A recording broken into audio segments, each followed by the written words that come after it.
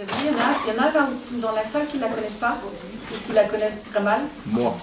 D'accord. Oui, C'est un interro que tu fais là. Non, mais ça me permet d'avoir une idée pour pas trop raconter des choses que tout le monde connaît. Donc, Alexandra Davinel, on peut la présenter de plusieurs façons. C'est une femme, pour moi, c'est une femme qui continue à nous inspirer aujourd'hui, nous les aventuriers, les amoureux de voyage, les personnes engagées. C'est une femme qui a vécu son temps, elle est considérée comme la plus grande exploratrice du XXe siècle. Il faut le savoir, dans un milieu qui est surtout un milieu d'hommes. Elle est surtout connue pour avoir fait accompli l'exploit de rentrer dans Lhasa, qui était la capitale du Tibet au début du siècle, qui était totalement interdite aux étrangers. Pour moult raisons, ça n'avait pas toujours été le cas, mais elle était interdite. Et elle va réussir, parce que c'est dans son tempérament, à outrepasser tous les interdits et à devenir la première femme étrangère à avoir pu contempler la cité interdite, la ville de Lhasa et le Potala, entre autres, en 1924. Alors, elle va être connue pour ça, mais c'est bien plus que ça. Alexandra Davinel, c'est une femme engagée qui a traversé le siècle et qui a été à tout point une femme, surtout dans tous les domaines, une femme d'avant-garde, une femme qui est née juste après le Second Empire, qui est morte après mai 68, elle a donc traversé un siècle incroyable de profonds bouleversements dans la société, dans la pensée, dans les courants de pensée, et elle a toujours été à l'avant-garde de tout ça. Donc c'est une femme que je trouve assez remarquable. Elle a beaucoup publié. Elle a beaucoup publié, et son ambition principale, c'était avant tout d'écrire. Et donc, elle a écrit presque 35 ouvrages, sans compter des centaines d'articles, puisqu'elle est une des premières journalistes, en 1900, elle est une des premières journalistes françaises.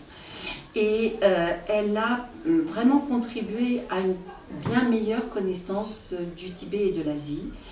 Et elle reste aujourd'hui, elle a à la fois ce double aspect, connue, très bien connue des voyageurs, de tous ceux qui sont amoureux de l'Asie et de l'Himalaya, et en même temps moins connue parce que c'était une époque où on mettait en avant les exploits des hommes et non pas ceux des femmes. Et même encore aujourd'hui, dans le dictionnaire des explorateurs français, eh bien, vous ne trouverez pas son nom forcément dans tous. Il y a plusieurs ouvrages, il n'y aura pas son nom. Voilà. Donc il y a des choses comme ça, voilà. Et j'ai été très heureuse quand les éditions Paulsen m'ont proposé sur cette collection, qui est une collection texte et images, parce qu'il y a énormément de biographies d'elle qui ont déjà été écrites au cours des 30 dernières années. Et comme elle a vécu son temps et qu'elle a laissé énormément de documents inédits qui sont au fur et à mesure dévoilés, eh bien j'avais l'occasion, vous saurez pourquoi plus tard, de pouvoir avoir accès à ces documents inédits, donc de rapporter quelques petites pierres à l'édifice d'une meilleure connaissance de cette biographie, mais surtout, c'est une collection où on associe le texte à l'image. Et moi, connaissant très bien les archives de cette région himalayenne et du Tibet, j'ai pu travailler... Pourquoi tu les connais en fait? Pourquoi c'est par hasard, hein, si c'est toi qui as écrit cette biographie, donc explique les liens. Je me suis retrouvée à 25 ans à partir en Inde, en stop, à un peu avoir une envie d'aventure. Et cette aventure, eh bien, elle m'a emmenée jusqu'en Himalaya. Et un peu par hasard, même si Alexandra dirait qu'il n'y a absolument aucun hasard, je me suis retrouvée à rencontrer les Tibétains, à devenir complètement passionnée par l'Himalaya, la culture tibétaine. Et c'était le moment où les premiers groupes organisés arrivaient à se développer dans l'Himalaya. Et moi, parisienne, seul point commun avec Alexandra, du moins je pense, je me suis retrouvée à accompagner les treks en Himalaya et au Népal. Voilà. Et très vite, j'ai appris la langue, je me suis inscrite au Langso et je me suis vraiment passionnée. Et de là, j'ai écrit des articles, j'ai fait des reportages et je suis devenue documentariste. Et le premier film que j'ai fait, qui m'a valu d'ailleurs beaucoup de récompenses au niveau international, ça a été un film sur Alexandra Davinel, il y a 25 ans. Donc j'ai eu l'occasion vraiment de fouiller les archives et toutes les photos qui la concernaient et surtout l'environnement tibétain de cette époque. Et c'est pour ça, entre autres, qu'on est venu aujourd'hui me chercher pour faire cette biographie illustrée. Et c'est là tout l'intérêt. parce qu'on connaît certains côtés de la vie d'Alexandra, mais la recontextualiser avec les images dans toute cette période très riche de cette fin de 19e, auquel elle participe activement. Je trouve que ça a été, enfin pour moi ça a été évidemment un travail formidable et passionnant à faire, mais je trouve que ça apporte un éclairage sur la personnalité de cette femme. On va partir un peu à sa découverte. L'été de ses 15 ans, ses parents ont choisi pour leur repos estival une villa au bord de la mer près d'Ostende, la reine des plages et le lieu de villégiature préféré de la famille royale belge, un endroit à la mode pour la noblesse et la haute bourgeoisie. Les artistes et les intellectuels sont également sensibles à ces étendues où ciel et mer se rejoignent à l'infini. Alexandra a-t-elle été ce jour-là plus que d'habitude attirée, fascinée par la lumière et les reflets sur l'immense plage des rivages de la mer du Nord? Comme happée par un irrésistible élan, elle s'est mise à marcher pour ne faire plus qu'un avec la terre, la sentir vibrer, la humer et finalement atteindre le port de Flessingue en Hollande. Quelle aventure non seulement de partir mais aussi de naviguer et quitter la terre ferme. Debout sur le pont du bateau, le visage fouetté par le vent, elle laisse son âme s'envoler au gré du vent, au-delà des frontières humaines. Elle n'a pas le moindre idée du lieu où elle va arriver, ni où elle va dormir. Elle se sent libre et exaltée, poussée par une nécessité intérieure qu'elle ne cherche pas à raisonner. Elle goûte avec délectation à ce dessein de fuite non préparé, à cette envie de s'en aller sans but défini qu'elle récidivera sa vie durant. J'ai toujours eu l'effroi des choses définitives. Il y en a qui ont peur de l'instable, moi j'ai la crainte du contraire. Je n'aime pas que demain ressemble à aujourd'hui et la route ne me semble captivante que si j'ignore le but où elle me conduit. Voilà, c'est une des phrases favorites pour moi que j'aime d'Alexandra, qui donc toute sa vie durant dira toujours « partons puis j'aviserai ». C'est-à-dire qu'elle a vraiment envie d'aller découvrir le monde et donc ça commence très tôt. Elle aime à dire, c'est même pas la première, elle aime à dire que voilà, à 5 ans on va la chercher au bout du bois de Boulogne, dans la nuit, c'est les gendarmes qui la ramènent à ses parents. Elle a toujours eu envie d'aller voir derrière le portail de la maison, derrière le bois où elle se promenait. Et là, justement, à Ostende, où elle vit en Belgique, elle a très envie de traverser la mer et elle se retrouve en Angleterre. On est en 1888, elle n'a pas un sou en poche, elle fait envoyer un câble et c'est sa mère qui vient la chercher. Elle va récidiver l'année d'après en passant le Saint-Gothard à pied et elle va se retrouver en Italie. C'est viscéral chez elle, cette attirance pour l'ailleurs. Il y a du monde et ça va, oui. Si vous avez des questions, vous n'hésitez pas. Hein. On est là pour ça de temps en temps. Donc on continue, on avance un petit peu dans sa biographie. L'année 1889. Alors elle a quel âge en 1889 ? Elle est née en 68, elle a pile poil 21 ans. Marque un important tournant pour la jeune femme, tout juste diplômée du conservatoire de musique. Non seulement elle va pouvoir envisager de gagner sa vie, mais elle sera bientôt officiellement libre. 21 ans enfin, le 23 octobre 1889, elle écrit « La loi me donne dès demain la libre disposition de ma personne et de ce qui m'appartient. Il y aurait honte à moi de ne pas m'émanciper aussi et de rester sous la tutelle de mes passions et de mes habitudes. Libre et heureuse, pas tout à fait. Paradoxalement, son âme reste toujours aussi tourmentée. Elle se rend régulièrement au temple de l'Observatoire, le temple protestant de Bruxelles, église chrétienne missionnaire où elle rencontre de nombreux pasteurs engagés. Elle se convertit au protestantisme, réalise des visites de charité envers les plus démunis à l'hôpital Saint-Jean, assiste au culte le dimanche et joue de l'harmonium. Tu as rompu généreusement avec le passé. On ne manquera pas de te dire que tu quittes le catholicisme pour te livrer à tous les vices. Ton culte nouveau n'est compris que d'un petit nombre. Au mois de mai de cette même année, elle a entamé la rédaction d'un petit carnet noir, aussi sombre que ses pensées.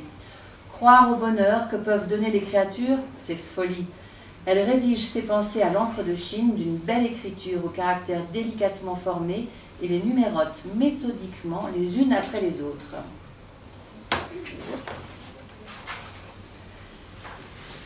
Il ne nous est pas permis de choisir notre rôle dans le théâtre du monde, Mais il dépend de nous de bien jouer celui qui nous est donné.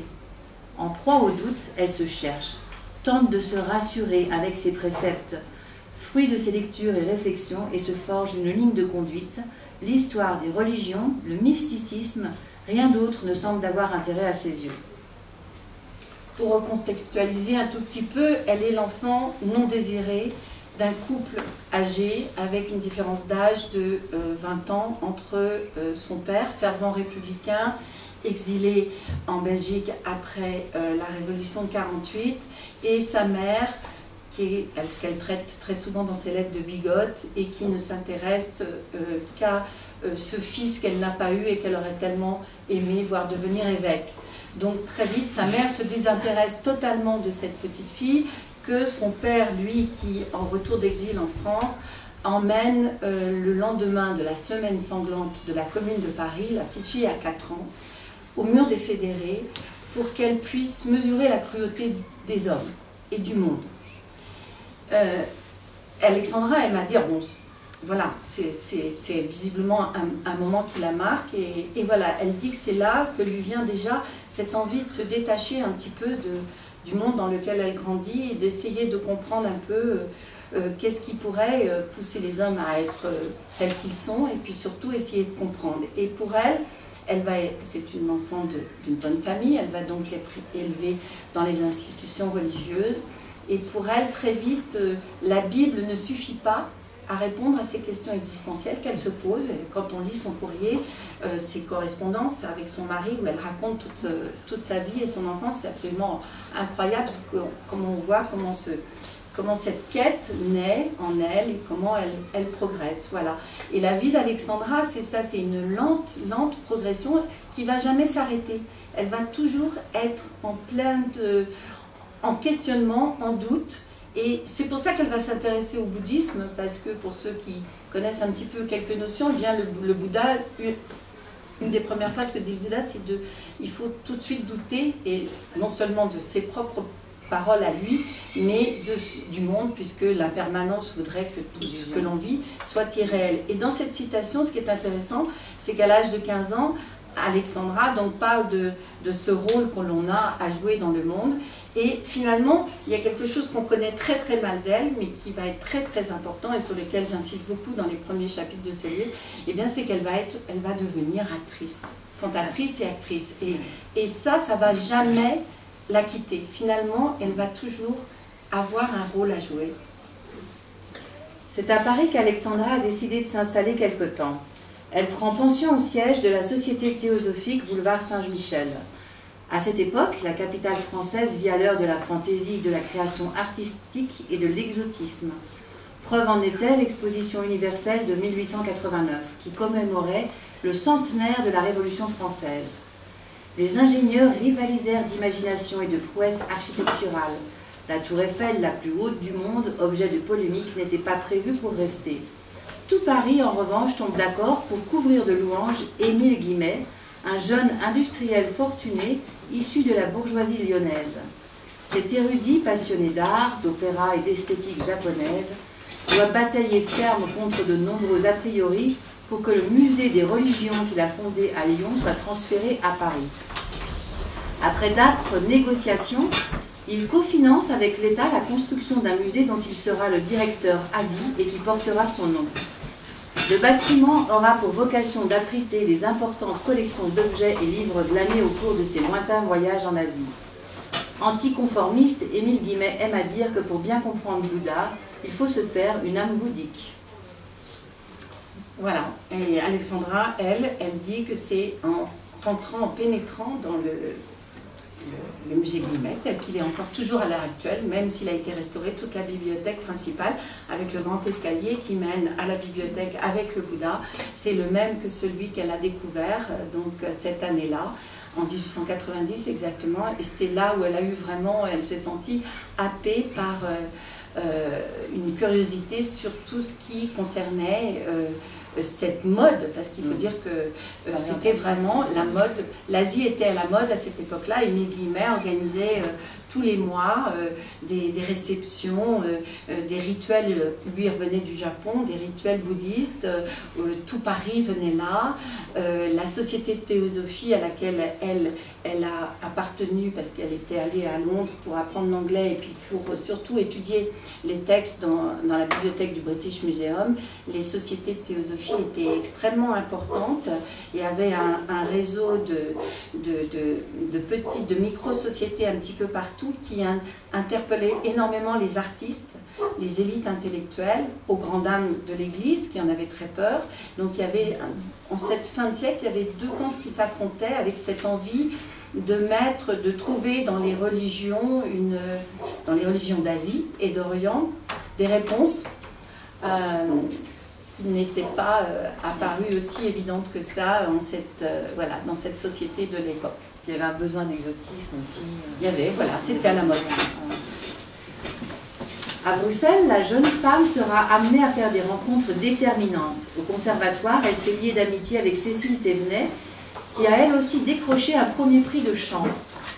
Quand Alexandra séjourne dans la capitale, Cécile et son frère Louis, peintre et théosophe, l'entraînent dans leur groupe d'amis proches du milieu artistique et libertaire. Un lien très fort l'unira par la suite à toute la famille Thévenet et elle donnera le prénom de Cécile à l'héroïne de son premier roman resté inédit, Le Grand Art. Le petit groupe fréquente alors un club appelé le Crocodile, où ils font la connaissance de Jean-François Eslander, un écrivain belge engagé et sympathisant des doctrines anarchistes et théosophiques, et de Jean Auston. Ce jeune libertaire est aussi musicien, compositeur.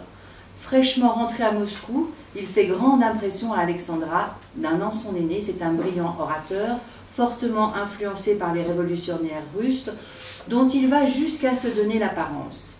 Avec sa barbe fournie, ses yeux clairs, son chapeau d'astrakhan, son visage de prince russe et de ceux que l'on n'oublie pas. Entre les deux jeunes gens, l'entente est immédiate, et lorsqu'ils sont las de distribuer des tracts provocateurs à l'encontre des bourgeois ou de deviser sur l'avenir du monde, Jean se met au piano et suscite l'admiration de celle que le groupe appelle Sacha, diminutif d'Alexandre ou Alexandra en russe. Elle devient un peu anarchiste là quand même, elle prend un virage, non? C'est pas un virage, c'est finalement cette émancipation aussi bien intellectuelle que matérielle qu'elle souhaite dès le départ.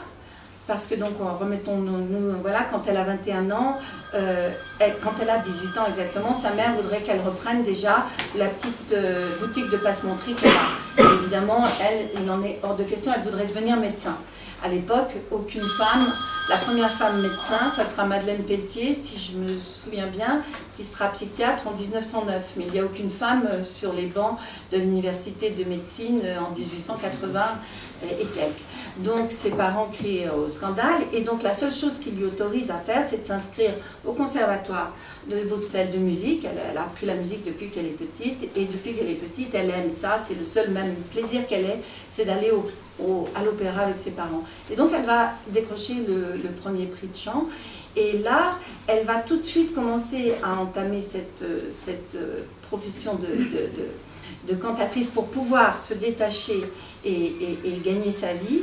Et en faisant ça, elle va rencontrer, entre autres, ce milieu anarchiste de sympathisants anarchistes, Cécile, et qui va l'emmener participer aux réunions avec son frère. Et à l'époque, à Bruxelles, comme à Londres, c'est le refuge pour un tas de proscrits, d'exilés, de militants de toute l'Europe. Et les courants de pensée sont très très forts, importants, et donc je dirais que féminisme dans lequel elle se retrouve très vite et anarchisme non violent de l'époque sont réunis à Bruxelles. Et elle est dans ce milieu-là en permanence, et donc beaucoup de gens, par exemple, de ceux qui connaissent Alexandra Davinel, comme on disait tout à l'heure, que parce que presque à l'âge de 50 ans quand même plus à 56 ans, elle va rentrer dans la SAP, comme si elle n'avait pas eu de vie avant, ont oublié que c'est cette période très riche, foisonnante entre Londres, Bruxelles et Paris, où elle a entre 20 et 40 ans, et c'est là où elle va se forger cette personnalité, mais c'est cet engagement véritable qui ne la quittera pas, où elle ne transigera transigera jamais, elle ne fera de cadeau à personne. Dans ses écrits, on a souvent tendance un petit peu à la critiquer, à la trouver dure, à la trouver... Mais c'est le reflet d'une exigence qu'elle a avec elle-même et ensuite avec les autres, mais depuis qu'elle est toute jeune.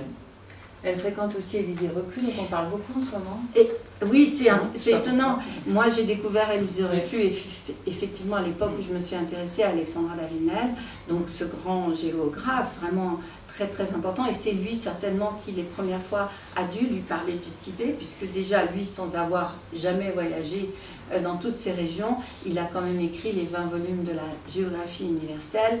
On le considère aujourd'hui parce que c'est un homme qui a véritablement cherché à remettre l'homme au milieu de la nature, dans une espèce de réflexion sur l'équilibre, sur le temps que l'on devait prendre pour vivre d'une certaine façon. Il prenait l'union libre, il prenait le végétarisme, il était déjà dans une vision très... enfin qu'on retrouve maintenant et qui est assez contemporaine, voilà. Et Alexandra, il se trouve qu'il habitait à 2 maisons des parents d'Alexandra. On a dit à tort qu'on pensait que c'était le père d'Alexandra qui avait connu Élisée Reclus lors de son exil et qui l'avait ensuite présenté à Alexandra, mais pas du tout. C'est le milieu justement anarchiste et entre autres le premier amant d'Alexandra, Jean Houston, qui lui a présenté Élisée Reclus. Et vivant dans une famille très élargie, on appelait d'ailleurs, c'était pas Élisée Reclus, c'était les Reclus, il y avait une grande maison, une espèce de phalanstère, et donc elle a continué à entretenir une relation. Élisée Reclus est morte très peu de temps après son père, en 1905, mais elle continue à avoir une relation très très importante, épistolaire, avec Louise, la sœur d'Élisée Reclus, qui est un peu comme sa seconde mère. Enfin, elle a toujours en tête quand même de partir. Et enfin, ça arrive. Elle arrive à Bénarès. Cela fait plus d'1 mois que la jeune femme voyage et a pu prendre conscience des divisions qui règnent au sein de la société indienne. D'un côté se trouvent ceux qui ont perdu leur identité en se soumettant au pouvoir des colons, parlent anglais et adoptent peu à peu le mode de vie occidental. De l'autre côté, les lettrés, moines, brahmanes et autres penseurs traditionnels perpétuent imperturbables leurs pratiques et rituels ancestraux. C'est à Bénarès qu'ils sont les plus nombreux. Avec sa ténacité habituelle, Alexandra a repris l'étude du sanskrit commencée sur les bancs de la Sorbonne. Elle maîtrise de mieux en mieux l'anglais, ce qui lui permet notamment de faire la connaissance d'un missionnaire britannique très érudit qui travaille à la traduction d'un ancien manuscrit du sud de l'Inde. Ses recherches l'ont poussée à rencontrer presque tous les pandits que compte la ville et lui propose aussitôt de lui en présenter quelques-uns. Enfin, parmi ce monde de mystiques et pseudo-mystiques, elle va pouvoir approfondir les aspects de la mentalité religieuse des Indiens, future matière pour nourrir la rédaction de ces différents récits de voyage. Cependant, c'est en déambulant seule dans les rues de la ville que le charme commence à opérer véritablement. Un beau jour, par hasard semblerait-il, Alexandra pousse la porte en bois d'un petit jardin où s'épanouissent de magnifiques rosiers. Au centre, assis en tailleur sur un petit édifice surélevé, un vieil ascète, vêtu des 4 points cardinaux, s'entretient avec quelques disciples. Alexandra, happée par l'atmosphère du lieu, s'approche avec respect tout en sentant son cœur battre un peu plus qu'à l'accoutumée. C'est en quelle époque qu'elle arrive à Bénarès? Alors ça, c'est le premier voyage qu'elle va effectuer en Inde. On l'a longtemps situé dans les années 1890 et non grâce aux documents inédits, entre autres, que j'ai pu retrouver dans la maison qu'elle habite et qu'elle a habité jusqu'à la fin de sa vie à Digne. Et c'est en 1894 qu'elle est partie toute seule. Elle avait fait un tout petit héritage et elle est partie pendant 1 an. Elle a embarqué à Marseille et elle est partie. Et elle a voulu là aller remonter les origines du bouddhisme. Le bouddhisme, le Bouddha qui est né en Inde mais qui a très vite disparu de l'Inde pour que le bouddhisme ensuite essaime de manière complètement divergente, aussi bien à travers l'Himalaya vers le Tibet que ensuite en Asie du Sud-Est jusqu'au Japon. Et elle avait envie Ce qui la motivait au départ, c'est qu'elle avait cette soif de connaissance de ces textes d'Orient importants, dont parlaient d'ailleurs les philosophes allemands, comme on disait tout à l'heure, c'était très à la mode. Mais quand elle s'asseyait aussi bien sur les bancs de la Sorbonne ou du Collège de France, où elle s'asseyait toujours en auditrice libre, parce qu'elle avait quelque part en horreur les inscriptions et les examens, elle disait que ce qui l'intéressait, ce qu'elle ressentait, c'est qu'il y avait toujours dans cette Inde vivante des maîtres qui transmettaient leur savoir de manière orale, que voilà, tout ce qu'elle avait étudié et travaillé chez les Grecs, tout ça, c'était quelque chose du passé et qu'il n'y avait plus personne, il n'y avait plus que les livres pour transmettre ça.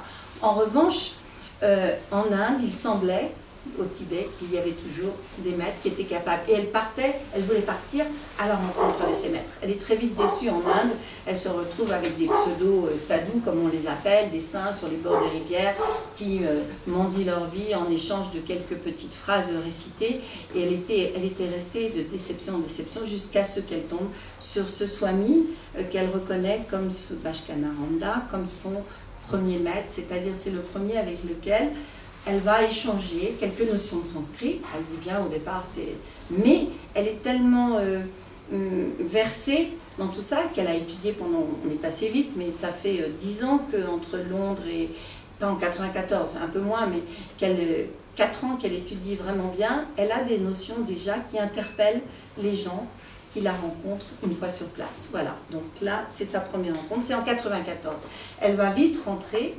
Et là, elle va continuer des tournées de cantatrices à travers le monde. Elle va jusqu'en Indochine, au Tonkin. Elle va chanter l'opéra un petit peu partout. Massenet va la remarquer, va même lui écrire un opéra. Mais elle ne va jamais réussir, quand elle va rentrer, à rentrer ce qu'elle aurait voulu faire à l'Opéra de Paris. Et donc, petit à petit, les deux voix sur lesquelles elle est, parce qu'elle chante, elle a ce parcours de chanteuse lyrique, mais en même temps, comme par hasard, elle va chanter en Orient. Et en même temps, ça lui permet de continuer ses recherches sur le bouddhisme, sur l'Orient. Et on ne sait jamais très bien à quel niveau. Je parlais avec un chercheur qui essaye de définir cette période de son art sur l'art lyrique, et on a du mal à définir qu'est-ce qui prévalait pendant toutes ces tournées, si c'était vraiment ces jeux ou si c'était qu'un prétexte, ces représentations théâtrales pour pouvoir ensuite s'embarquer dans de nouvelles recherches. Voilà. Donc là, on est en 94 et ensuite le grand voyage, ça sera en 1911. Mais entre-temps, elle va faire une rencontre, un homme, Philippe. Oui, alors donc là, pendant cette tournée en Indochine, elle est avec Jean Houston, avec qui elle vit, qui est lui aussi musicien, qui fait aussi partie de la tournée. Et donc, ils cesseront jamais de s'écrire. Ils sont tous les deux happés par l'Orient. Lui va se retrouver à être incroyablement, et c'est lui qui va écrire le premier hymne pour la Chine, pour la première République populaire de Chine. Il va s'installer en Chine. Les destins absolument incroyables, et ils vont se retrouver des années plus tard en Chine. Donc, elle continue à accepter ses offres de contrat et elle se retrouve à Tunis. À Tunis, où elle chante à l'Opéra de Tunis et où ensuite elle devient directrice du Casino de Tunis. Et c'est là qu'elle va faire la rencontre d'un ingénieur de chemin de fer français, Philippe Nel. Vous me demanderiez, eh bien, quand nous marions-nous? Je vous répondrai jamais de la vie, lui assène Philippe à son retour. Alexandra est déprimée. Depuis presque 4 ans, elle mène une double vie, artistique et intellectuelle. D'un côté, maîtresse de Philippe, de l'autre, lorsqu'elle est à Tunis, toujours aussi ébranlée par l'incertitude professionnelle dans laquelle elle se débat. Elle a conscience qu'il lui faut sortir de cette impasse. Contre toute attente, en ce début 1904, Louis David, qui a fini par abandonner ses tentatives pour comprendre les intentions de sa fille, reçoit un courrier qu'il n'aurait jamais osé espérer, une demande en mariage solennelle concernant Alexandra de la part d'un certain Philippe Nil. Ce qu'il ne sait pas, c'est que la lettre en question a été rédigée par sa fille et non par son futur gendre. Jusque dans les moindres détails, Alexandra dirige et organise sa vie selon ses désirs. Louis David s'empresse de se renseigner auprès de la Société des chemins de fer français sur la situation et la probité de Philippe Nil. Il apprend que l'ingénieur, âgé de 43 ans, pourra, s'il le souhaite, prétendre dans les prochaines années à une retraite tout à fait confortable. Il renvoie son accord par retour de courrier et sans pour autant dissimuler son immense surprise, sa fille, profondément féministe dans l'âme, n'avait jamais jusqu'à ce jour souhaité aliéner sa liberté. Pour qui les connaît, ce projet de mariage a en effet de quoi étonner. Leur vision de la vie s'oppose en tout point. Ils en ont eu la confirmation au cours des 4 années qui viennent de s'écouler. Philippe trouve la philosophie passablement ennuyeuse, tout comme Alexandra estime futile ses préoccupations épicuriennes. Toutefois, dans l'intimité de la vie quotidienne, le couple a réussi à trouver un modus vivendi. Seule la musique les réunit. Alexandra au piano, Philippe à la flûte. Le futur époux n'est certes pas un intellectuel, mais il est presque aristocrate. Son charme, ses bonnes manières, son sens de l'honnêteté et du travail bien fait rattrapent les défauts de sa personnalité. De son côté, Alexandra sait se montrer, lorsqu'elle est présente, une maîtresse de maison organisée et attentive, soucieuse de bienséance.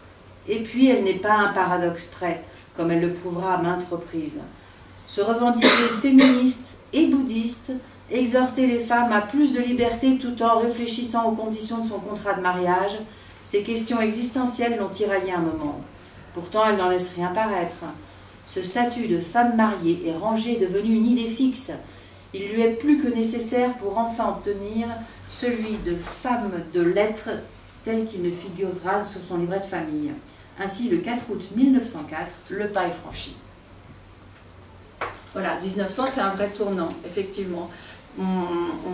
Personne ne s'attendait, alors qu'elle a écrit un livre sur le féminisme, qu'elle a écrit Pour la vie, qui est un livre, un militant, une espèce de pamphlet anarchiste qui est préfacé par Élisée Reclus, qui dit que c'est un livre fier, écrit par une femme plus fière encore, qu'elle commence par ces phrases « l'obéissance et la mort », on avait du mal, et qu'elle exhorte les femmes à se libérer du joug de la maternité qui les empêche de s'épanouir.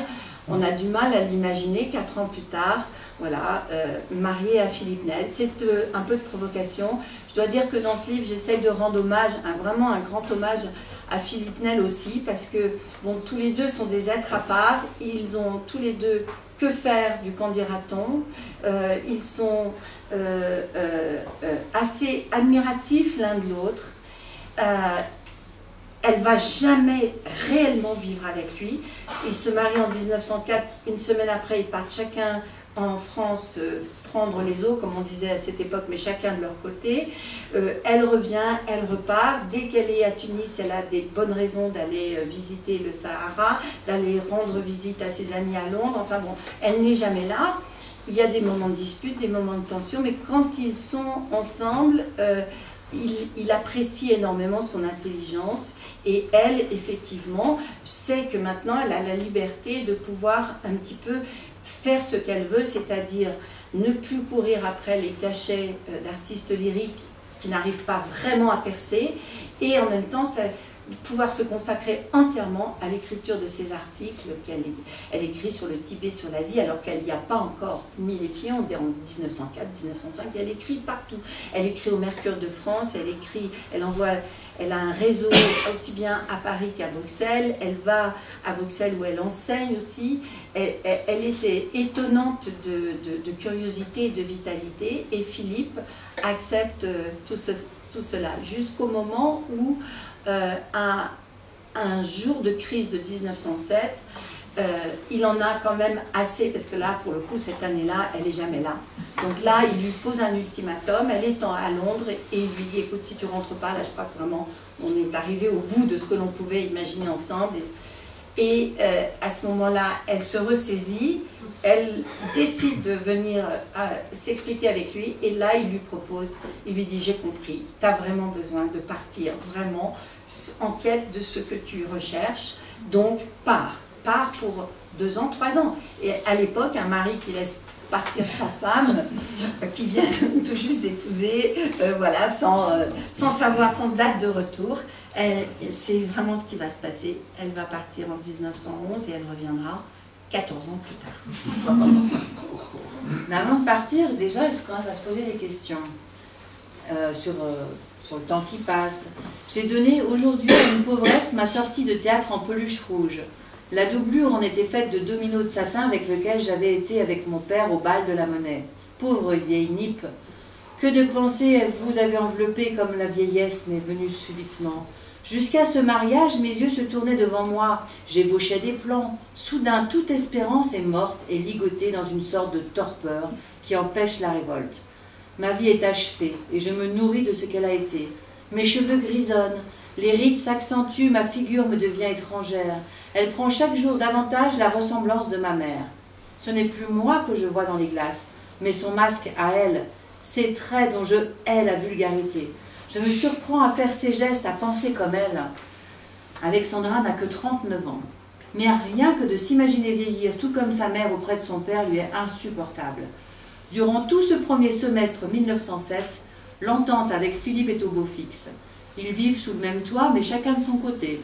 Dans un respect mutuel, Alexandra a retrouvé ses habitudes d'écrivain, allongée sur son transat dans le patio de la maison ou attablée à son bureau devant l'encrier de style japonais, le seul cadeau de sa mère dont elle aime se servir.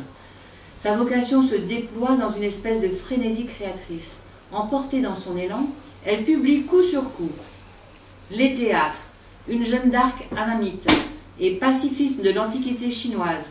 Les sujets les plus divers sont matière à forger sa pensée, à écrire sur le monde, sa démesure, ses origines et ses mythes. Dans Le mariage, profession pour femme, Alexandra, la féministe, s'attaque de front à la question de la place de la femme dans la société. Le ton n'est plus celui utopiste de ses premiers papiers dans la Fronde. Désormais, elle observe, analyse et dénonce avec force et intransigeance, allant même jusqu'à remettre en cause certains propos idéalistes de son cher ami Élie Reclus. Tant que les femmes dépendront économiquement de l'homme, elles seront forcées de subir sa loi. Alexandra milite pour la rémunération des femmes au foyer. Il s'agit bien de travail et non d'amour. Il faut conserver sa position d'épouse, son emploi auprès du mari transformé en patron et toucher son salaire. Oui, j'aime. Il est sympa Philippe d'accepter tout ça quand même. Ouais. Il est cool, hein. Ouais. Il est cool, mais justement parce que c'est deux êtres qui ont envie de vivre hors norme, quoi. Voilà, donc il est cool, mais elle lui apporte aussi beaucoup. Et bon, évidemment, on va pas tout raconter, mais ce qui s'est passé après, donc Alexandra, elle va écrire plein de livres au cours de sa vie, mais c'est à la fin de sa vie qu'elle va accorder l'autorisation à celle qui fut sa secrétaire sur les dernières années de sa vie, de publier à sa mort la correspondance. Parce que Alexandra aime écrire. Depuis qu'elle est petite, elle écrit des lettres incroyables à son père. C'est comme ça qu'on arrive à dresser le profil de sa vie de jeune fille. Ensuite, elle va écrire à Élisée Reclus et à toute la famille Reclus. Et ensuite, elle va écrire à Philippe. Et là, il va y avoir, jusqu'en 1941, à la mort de Philippe, des lettres, mais des lettres qui font 10 pages à chaque fois, hein, des lettres écrites minutieusement, recto verso sur des papiers, puisqu'elle envoyait des papiers transparents comme ça, des lettres très difficiles à lire, mais intenses et énormes, et qui sont véritablement une révélation pour qui s'intéresse à la personnalité d'Alexandra. C'est à la fois un carnet de voyage, carnet de route, elle raconte tout ce qu'elle vit évidemment, mais en même temps ses réflexions sur le monde qu'elle a quitté et tout ça. Et ça, elle demande très vite à Philippe, quand elle sent qu'elle va rester peut-être plus longtemps que prévu, mais même dès le départ, elle lui demande « Aie la gentillesse de garder les lettres ». Et Philippe s'exécute. Non seulement il est, à partir du moment où elle est partie, son agent littéraire, parce que tous les 15 jours, 3 semaines, elle lui envoie un article que lui fait suivre au Mercure de France, il récupère l'argent qu'elle gagne, et puis il lui renvoie chez des missionnaires au fin fond de l'Inde profonde et ensuite de la Chine, puisqu'elle continue en Chine. Et il va donc être à la fois son agent littéraire, son banquier, il va même parfois financer, parce qu'elle part quand même elle va partir avec un fonds du ministère de l'Instruction publique, mais il va être ce pilier qui est là, d'une présence formidable, d'une écoute formidable. Et c'est parce qu'il a gardé toutes ces lettres qu'on peut savoir ce que l'on sait aujourd'hui sur Alexandra. Et voilà, C'est un échange sans lui, étonnant. Elle n'aurait pas été ce qu'elle a fait. Elle n'aurait pas pu faire tout ce qu'elle a fait. C'est possible, c'est souvent, on ne fait jamais vraiment, enfin c'est rare qu'on fasse les choses vraiment tout seul, il y a toujours ou des muses, mais il n'y a pas le mot, inverse, voilà. Mais on pourrait en inventer, hein. Ouais, parce qu'elle a eu plusieurs muses dans sa vie. Ouais. Mais avant de partir, elle fait encore une autre rencontre importante. En date du 1er janvier 1911, son agenda indique « L'art, c'est toute la magie de la matière se dressant en face de l'esprit ». À Paris, depuis quelques mois, Alexandra fréquente avec assiduité le salon de méditation des Richard, dans leur pavillon de la rue de Val-de-Grâce. Paul et Mira Richard viennent de se marier. Mira est une jeune intellectuelle divorcée du peintre Henri Morisset. Passionnée de sciences occultes, elle deviendra plus tard la mère, compagne de route du grand sage indien Sri Aurobindo. Chez eux, Alexandra retrouve l'univers de la société théosophique. Elle apprécie surtout la compagnie de Mira de 10 ans, sa cadette. La réciproque est vraie. Les deux femmes passent de longs moments à se promener au bois de Boulogne, tout en échangeant leurs points de vue identiques dans de nombreux domaines.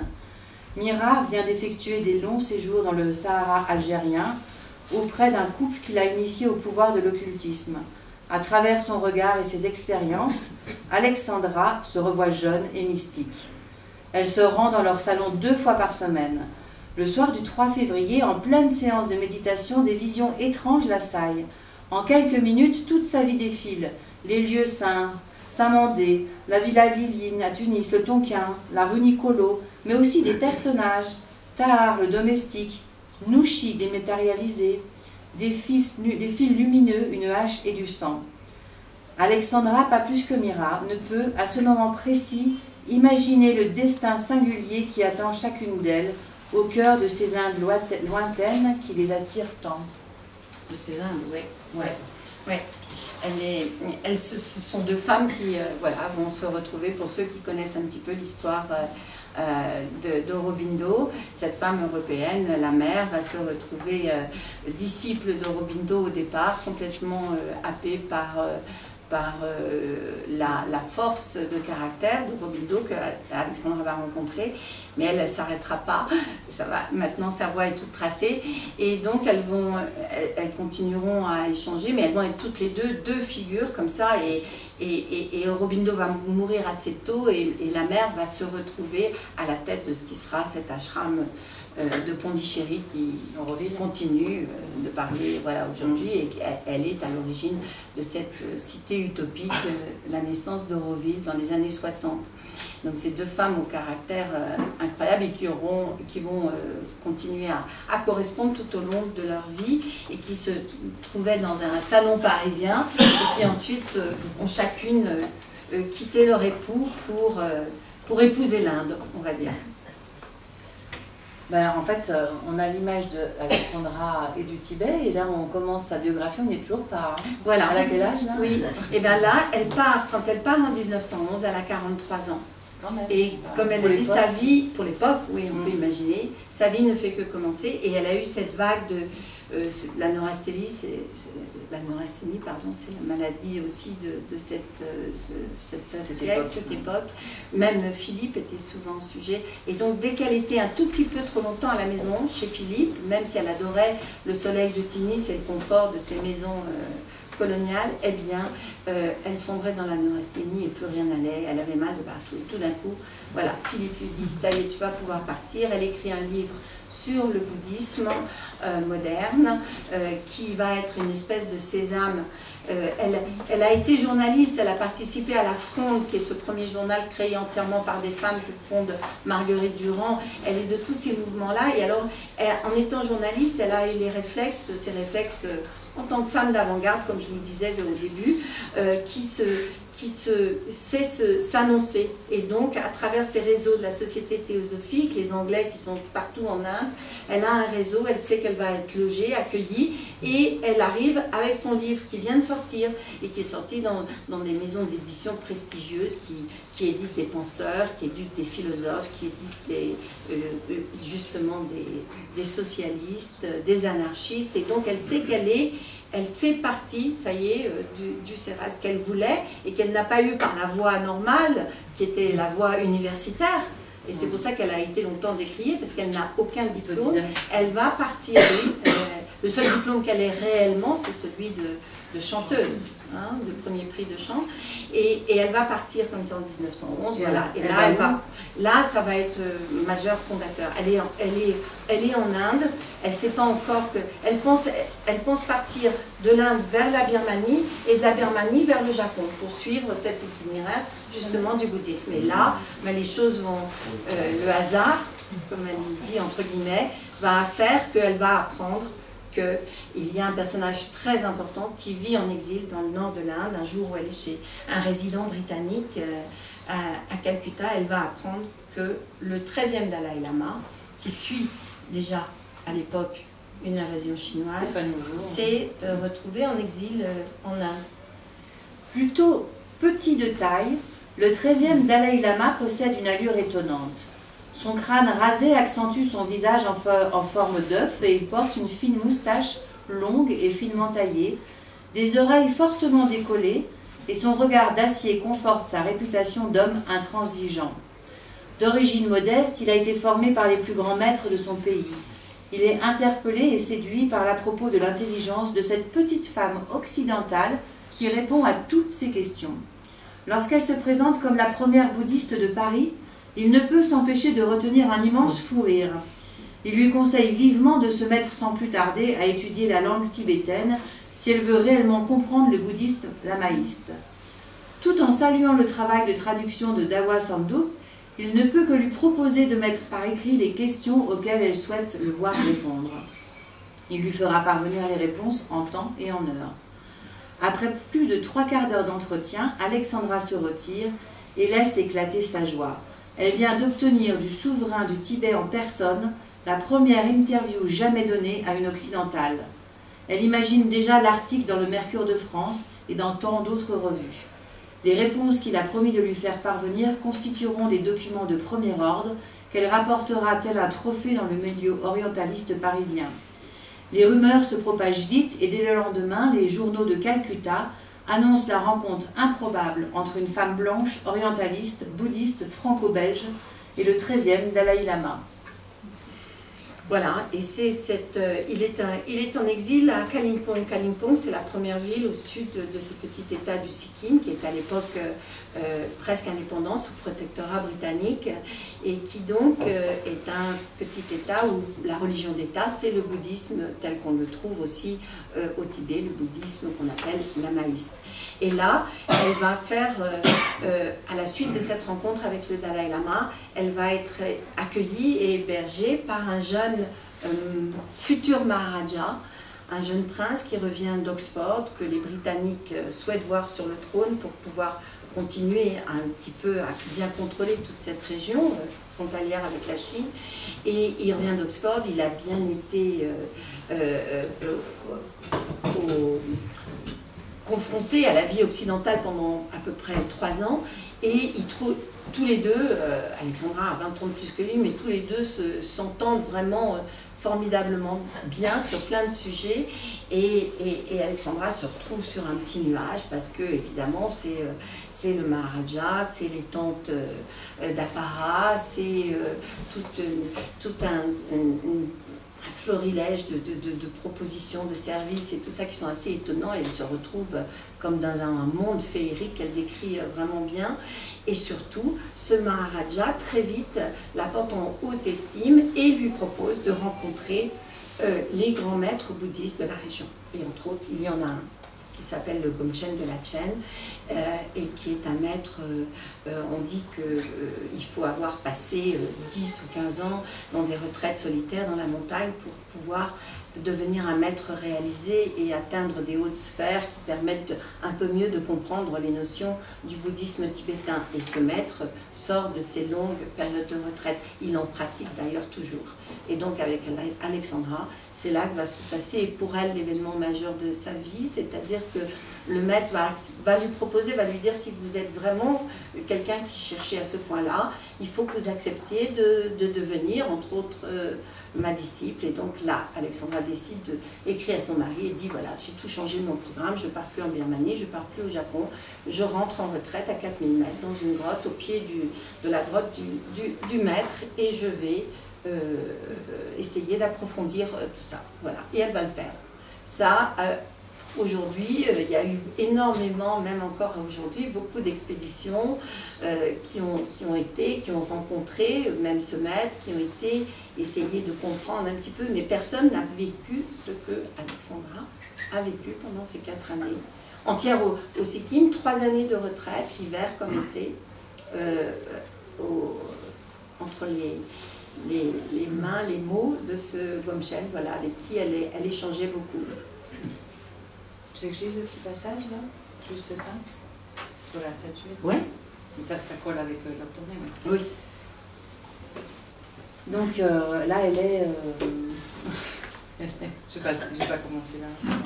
Oui, c'est un peu long. Alors oui, ouais, elle va faire ça, et quand elle va partir, elle a tellement appris, elle a tellement approfondi de choses que le Maharaja, quand il la voit partir la première fois, elle va revenir, lui offre en hommage, en gage de l'admiration qu'il porte à ses recherches, lui offre une petite statuette très précieuse qui appartenait au monastère là où elle a été, où elle s'est retirée pendant un bon moment.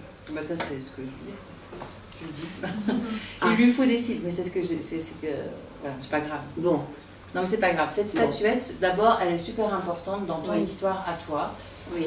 Parce que tu es reparti au ton premier film dont tu parlais tout à l'heure. Voilà, mon premier film raconte cette histoire-là. C'est-à-dire que quand j'ai connu la secrétaire d'Alexandra Davinel, elle m'a dit qu'elle attendait avec, c'était en 1990, le Sikkim était toujours fermé aux étrangers, il avait été annexé par l'Inde, c'était entièrement fermé aux étrangers, et elle cherchait à exaucer le vœu d'Alexandra, qui avait souhaité que cette statuette qu'elle lui avait remise à ce moment-là reparte à sa mort dans le monastère du Sikkim. Et depuis, la secrétaire cherchait à rendre cette statuette au monastère du Sikkim, et comme c'était entièrement fermé, elle avait obtenu des fins de non-recevoir. Et finalement, on a réussi ensemble, puisque moi je guidais dans ces régions-là, on a réussi ensemble pendant 2 ans à faire des lettres, à rencontrer des gens. Et finalement, en 92, une autorisation tombe et on est invité. Et donc, comme moi je commençais à participer, j'étais la consultante et l'assistante de documentaires qui se tournaient dans ces régions, j'ai proposé à Marie-Madeleine Perronnet, la secrétaire d'Alexandra Davinel, de la suivre sur ce voyage de pèlerinage sur les traces de l'exploratrice qu'elle avait donc côtoyée pendant 10 ans. Et donc j'en ai fait un film, et ce film raconte l'histoire du retour de la statue jusqu'à son monastère, avec Marie-Madeleine qui, de vive voix, nous raconte... C'était son premier voyage à Marie-Madeleine. C'était son premier voyage au Sikkim, qui nous raconte toute la vie d'Alexandra. Ce qui fait que ce film a eu beaucoup de succès. Pourquoi? Parce que c'était une biographie non pas classique avec des archives et une voix off qui raconte, mais c'était Marie-Madeleine qui, elle-même, c'était comme une biographie vivante quoi, de la personne qui, en plus, elle s'est tellement passionnée pour Alexandra que c'était tout juste si parfois elle disait pas je en parlant d'Alexandra. Donc c'était assez touchant et émouvant. Voilà, elle l'a connue combien d'années, Marie-Madeleine? Elle l'a connue pendant 10 ans. C'est là où on revient sur, comme Philippe Nel, Alexandra a eu au cours de sa vie des rencontres absolument étonnantes. C'était une femme autoritaire, exigeante, dure avec elle-même et les autres, tout ce que l'on peut dire, mais c'était une telle chercheuse, une telle quête qu'en même temps, à chaque fois, elle a eu des gens, les gens qu'elle a attirés auprès d'elle sont restés vraiment. Il y a eu ce fils adoptif, ce jeune Apo Yongdan qu'elle va ramener avec elle, qui va passer sa vie avec elle. Et ensuite, quand il va mourir, alors qu'évidemment elle s'attendait bien à partir à la première, hein, elle a presque 90 ans, il n'en avait que 50, il meurt à Ding, là ils se sont installés, là elle est complètement désemparée, et là au bout d'1 an où elle a eu quelques personnes autour d'elle, elle va avoir l'arrivée de Marie-Madeleine Perronnet, qui arrive tout juste d'Algérie. On est en 1960-61 et qui a 29 ans et qui va se consacrer entièrement à elle. Et pendant 10 ans, elle va réécrire d'autres livres, elle va taper à la machine, elle va être à la fois son chauffeur, sa gouvernante, son infirmière, son assistante, son âme sœur. Voilà. Et donc ce film raconte le retour de cette statuette. Mais là, dis donc, il est déjà 19h. Voilà. Si vous avez des questions à poser, n'hésitez pas. Parce que si on commence à raconter toute la vie d'Alexandra, elle a vécu 100 ans, donc on en a fait un moment. Donc en amour. Et en fait, là, on a vraiment dit qu'on connaissait le moins d'Alexandra. Voilà, c'est-à-dire que c'est le Sikkim, vraiment, c'est au Sikkim que tout a commencé pour elle, parce qu'elle a découvert cet univers tibétain. Et comme elle s'est retrouvée expulsée, parce qu'elle a osé franchir la frontière interdite, en passant de l'autre côté du Sikkim pour aller voir ce Tibet interdit, qui l'a absolument ensorcelée, elle s'est fait expulser par les Britanniques. Et là, elle n'a eu qu'une envie, c'est réussir à pénétrer à Lhasa. Et elle va partir, elle va faire tout le tour, elle va mettre 8 ans. Et 8 ans plus tard, en 1924, elle est expulsée en 1916, en 1924, elle va être la première femme étrangère à pénétrer à Lhasa. Ça, c'est son exploit. Et elle a 56 ans. Elle rentre, tout le monde la salue, de partout. Elle veut rentrer par les États-Unis parce que l'Amérique veut qu'elle raconte son récit en premier. Elle rentre finalement en France. Elle dit à Philippe Nel, je rentre avec Apour Yangden et je vais l'adopter. Philippe Nel dit non, pas après 14 ans, en plus avec lui, non, pas question. Adopter un enfant. Elle rentre quand même, et au bout de 6 mois, elle obtient gain de cause, il lui donne l'autorisation d'adopter. Ils ne vivront plus jamais sous le même toit, mais ils se verront très très régulièrement. Et à peine elle est rentrée à la téléconférence, elle n'a qu'une envie, c'est repartir. Elle a quand même 70 ans, et elle repart. Et elle se retrouve prise par la Deuxième Guerre mondiale. C'est qu'elle a passé les 2 guerres à l'étranger. Voilà. Comme si elle l'avait senti. Hein. Et ça, c'est quand même pas mal. Mais la Deuxième Guerre mondiale, c'était un peu plus dur pour elle. C'était très dur. Oui, voilà. Parce qu'elle était en Chine. Oui, et puis elle est âgée, elle a du mal, il y a des bombardements de partout. Mais d'ailleurs, Jean Rostand va mourir sous les bombardements. Donc elle échappe de peu. Mais voilà. Et elle va rentrer ensuite et elle va continuer à écrire, à raconter. Jusqu'à ce que, après David, son Philippe meurt. Oui, pendant qu'elle est en Chine. Ouais. Pendant qu'elle est en Chine. Et quand elle revient, son retour, c'est là qu'elle décide de s'installer Non, elle s'était déjà installée à Digne après son retour de Lhasa. Elle a cherché un lieu dans le sud. Elle ne voulait plus, elle qui a grandi entre Bruxelles et Paris et beaucoup vécu à Londres, elle voulait, depuis qu'elle était à Tunis, il y avait une chose définitive, c'est qu'elle allait vivre au soleil. Donc elle a cherché une maison dans le sud et un jour, elle désespérait assez de trouver, ça ne lui allait pas. Il y avait beaucoup de théosophes sur la côte qui l'invitaient, donc elle passait du temps sur la côte, elle ne trouvait pas. Et un jour, en remontant la Durance, elle a trouvé que la petite ville de Digne, avec les montagnes, et c'est vrai, j'y suis allée maintes fois pour ce livre, mais avant aussi, maintenant évidemment tout le contexte autour a changé, mais quand on fait abstraction de tous les grands immeubles et tout, on retrouve une atmosphère entre le lit de la rivière, les bières, les collines alentour et très vite la montagne au-dessus. Il y a quelque chose qui relève du Tibet. Elle appelait cette vallée un Himalaya pour Lilliputien.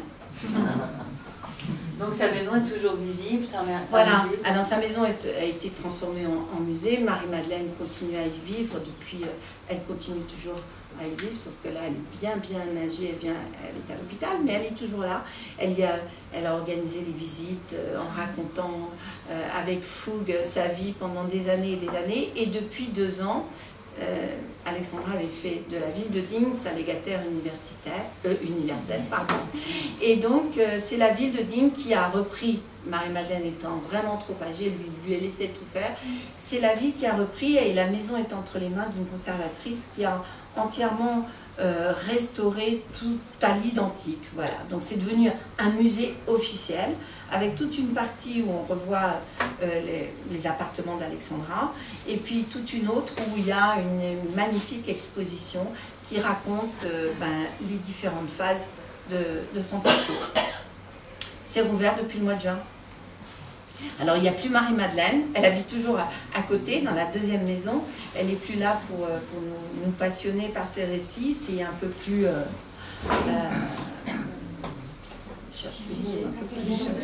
Ouais. Mais c'est passionnant parce que, pour le coup, ils ont mis à jour beaucoup de documents inédits dont Marie-Madeleine ne pouvait pas s'occuper. C'est vraiment toute une équipe d'archivistes qui ont permis de révéler un petit peu plus sur la vie de cette dame étonnante, d'avant-garde. Ouais, on va voir si vous avez des questions quand même. Vous avez suivi? Personne n'a de questions? Ben moi j'en ai une. Si on doit lire un livre d'Alexandra David-Néel, lequel tu conseilles? Un seul. Ben c'est une question vraiment difficile parce que évidemment le plus connu de tous, celui qui l'a révélé, c'est Le voyage d'une Parisienne à Lhasa, c'est son exploit qui est vraiment formidable, facile à lire et tout, mais en même temps, si on veut, moi ce que je préfère lire d'elle pour la découvrir, c'est le journal de voyage, c'est sa correspondance qui était en 2 tomes. Ouais, ben oui, parce que c'est un véritable récit de voyage, c'est ses réflexions, c'est ce que je préfère. Après, elle a aussi bien écrit carrément des romans. Elle adorait, Jules Verne était un de ses auteurs préférés, donc elle a écrit des romans complètement inventés à partir de toutes ses expériences, mais elle a écrit aussi des essais qui sont des essais sur le bouddhisme qui font toujours aujourd'hui référence, comme les initiations lamaïques, enfin des choses beaucoup plus ardues. Et puis elle a aussi tous ces récits de voyage où elle se met elle-même en scène, où on comprend ce sens de la théâtralité, ce rôle d'actrice qu'elle a toujours aimé, Au pays des brigands gentilshommes, Mystique et magicien du Tibet, où parfois on dit elle a inventé, c'est pas possible, elle raconte des histoires à dormir debout. Mais non, c'est-à-dire qu'elle s'est imprégnée de tout ce monde, c'est un monde effectivement ésotérique, avec des phénomènes étranges qui se passent là-haut, au-dessus de 4000 mètres d'altitude, mais qu'elle a intégré à ses propres réflexions et ses expériences. Et ça donne des récits qui sont passionnants. Donc j'aurais du mal à vous en conseiller un, mais je vous conseille de la lire, ça c'est sûr. S'il vous plaît, quand elle rentre sur ce territoire tibétain interdit aux étrangers, c'est en accord avec les autorités locales ou c'est de façon cachée? Oui, alors pour une partie, le Tibet, c'est 5 fois la France, le Tibet. Encore aujourd'hui, quand on parle du Tibet, on ne sait jamais de quel Tibet on parle. Parce qu'il y a la région autonome du Tibet, c'est le cœur, c'est Lhasa, c'est le Tibet central. Celui-là était entièrement fermé aux étrangers. Mais en revanche, tout ce qui est le Tibet oriental, tout le Kham, l'Amdo, toutes ces grandes régions tibétaines qui sont tout autour, celles-là, elles étaient entre les mains de différentes chefferies, avec un gouvernement, il n'y avait pas encore vraiment de gouvernement central en Chine à l'époque, et donc là, tout le monde pouvait voyager. Ce qui était interdit, c'est ce qu'on appelle le grand jeu. À l'époque, en 2 mots, l'Himalaya, c'est un immense terrain d'espions, de diplomates et d'aventuriers à l'époque. Et pourquoi? Parce que la Russie d'un côté, la Chine de l'autre et les Britanniques en Inde en dessous veulent tous ouvrir de nouvelles routes commerciales et veulent empêcher les uns d'être plus puissants que les autres. Donc voilà, le grand jeu. Donc les Britanniques qui sont les plus forts, quand ils apprennent que les Russes commencent à envoyer plein d'émissaires dans ces régions-là, exigent du Dalai Lama, qui est venu se réfugier en Inde, donc auprès des Britanniques, un traité selon lequel, s'ils sont les seuls à pouvoir autoriser certains de leurs... C'est pour ça qu'il y a quelques récits, Young Asbjørn, d'autres, il y a d'autres récits sur Lhasa de cette époque-là, des hommes qui ont été envoyés par les Britanniques. Mais ils exigent que le Dalai Lama ferme la porte aux autres.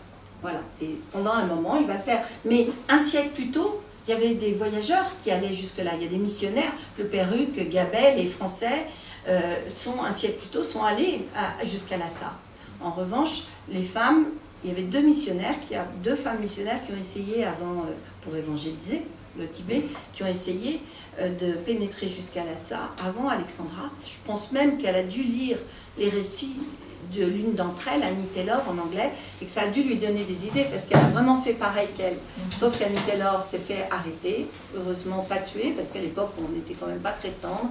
Mais elle avait elle aussi un compagnon de voyage, et elle s'était elle-même aussi déguisée comme Alexandra.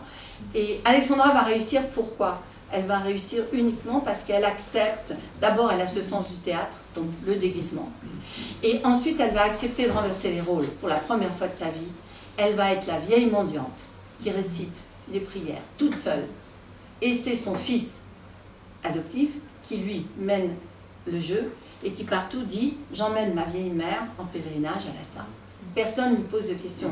Elle a été arrêtée à plusieurs reprises, elle a été renvoyée. Donc elle a fini par tout abandonner. Le sac, la boussole, le crayon, le papier, l'appareil photo, elle n'a plus rien.